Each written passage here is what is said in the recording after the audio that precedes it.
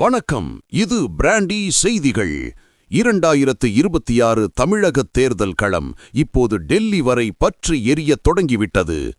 டெல்லி இந்திரா பவனில் இன்று மாலை 4 மணிக்கு தொடங்கி நடைபெற்ற இந்த முக்கிய கூட்டத்தில் தமிழக காங்கிரஸ் கமிட்டி தலைவர் செல்வ பெருந்தகை, முன்னாள் மத்திய அமைச்சர் ப. சிதம்பரம் மற்றும் தமிழக மேலிட பொறுப்பாளர் கிரீஷ் சோடங்கர் உள்ளிட்ட மூத்த தலைவர்கள் பங்கேற்றனர்.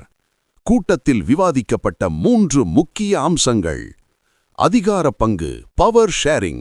தமிழகத்தில் 58 ஆண்டுகளாக ஆட்சியில் இல்லை, எனவே வரும் தேர்தலில் வெற்றி பெற்றால் ஆட்சியில் பங்கு வேண்டும் என்ற கோரிக்கையை திமுகவிடம் வலுவாக முன்வைக்க டெல்லி மேலிடம் பச்சை கொடி காட்டியுள்ளது. தொகுதி பங்கீடு. கடந்த 2021 தேர்தலில் ஒதுக்கப்பட்ட 25 தொகுதிகளை விட இந்த முறை கூடுதல் தொகுதிகளை கேட்டு பெற வேண்டும் என ஆலோசிக்கப்பட்டது. விஜய் ஃபேக்டர். நடிகர் விஜயின் தமிழக வெற்றிக் கழகம் குறித்த பேச்சுகள் எழுந்தபோது இப்போதைக்கு திமுக கூட்டணி முதன்மையானது என்றும், ஆனால் அரசியல் சூழலுக்கு ஏற்ப முடிவுகளை மாற்றிக்கொள்ளலாம் என்றும் சூசகமாக தெரிவிக்கப்பட்டது. தமிழக காங்கிரஸ் நிர்வாகிகளுக்கு ராகுல் காந்தி வழங்கிய 3 முக்கிய அறிவுறுத்தல்கள். கூட்டணி குறித்து பேச தடை. கூட்டணி மற்றும் தொகுதி பங்கீடு குறித்து தலைமை மட்டுமே பேசும்.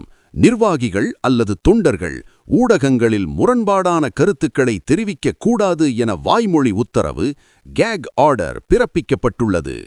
களப்பணிக்கு தயார்.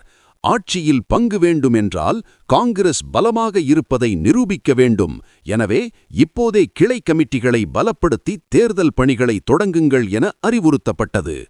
திமுக அரசுக்கு ஆதரவு.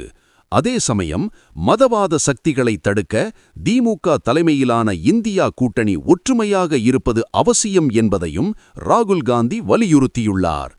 டெல்லி கூட்டம் முடிந்துள்ள நிலையில் இன்னும் சில நாட்களில் திமுக தலைமையுடன் காங்கிரஸ் தனது முதல் கட்ட பேச்சுவார்த்தையை தொடங்க உள்ளது.